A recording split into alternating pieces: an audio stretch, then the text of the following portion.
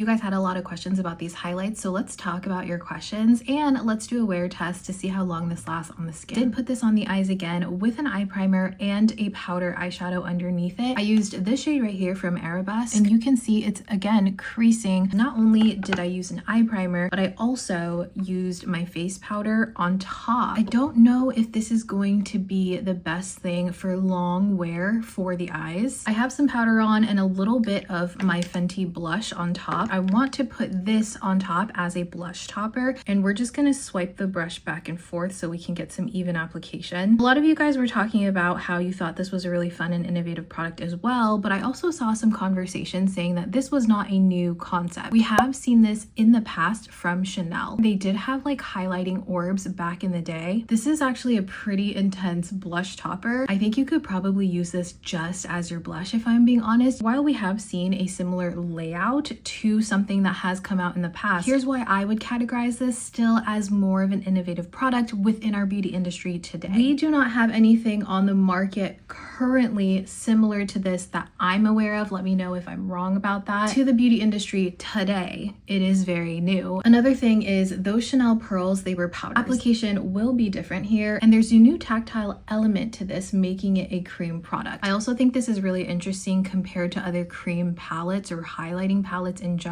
Because these are elevated products, you can easily swirl your brush on top instead of going in and tapping into different products. I think that might allow for more even color pickup from the different colors here, but I'm not entirely sure just yet. And going back to the Chanel conversation, Chanel as a beauty brand as a whole is not accessible for a lot of people. About Face Beauty has launched these at $20, I believe, which again is not going to be the cheapest highlight that's out there, but for what they're presenting it is going to be more accessible than something like a vintage Chanel palette. Okay, so this is what it's looking like. Definitely very glowy. So if you are not a highlighter fan, I don't think this is going to be the one for you. I will say that I have accidentally stuck my fingernail in the orbs right here. You got to be careful with these. And again, I really have an urge to crush these. I want to see if these are hollow, but I don't want to do that. Let's see how this wears throughout the day. It's officially been 10 hours of wear for this face of makeup. I did end up blotting my face midway through the day. I'm actually really impressed that the color of the highlight has stayed. I noticed like a big patch right here. I don't know if it started like that, but even though I used a blotting sheet earlier, you could still see the highlight like coming through. It still looks like I'm wearing a highlight, which is really impressive. Overall, I think that these really shine as highlights for the cheek. Still excited to use these and continue to play with them and just kind of see how they fit within my makeup routine.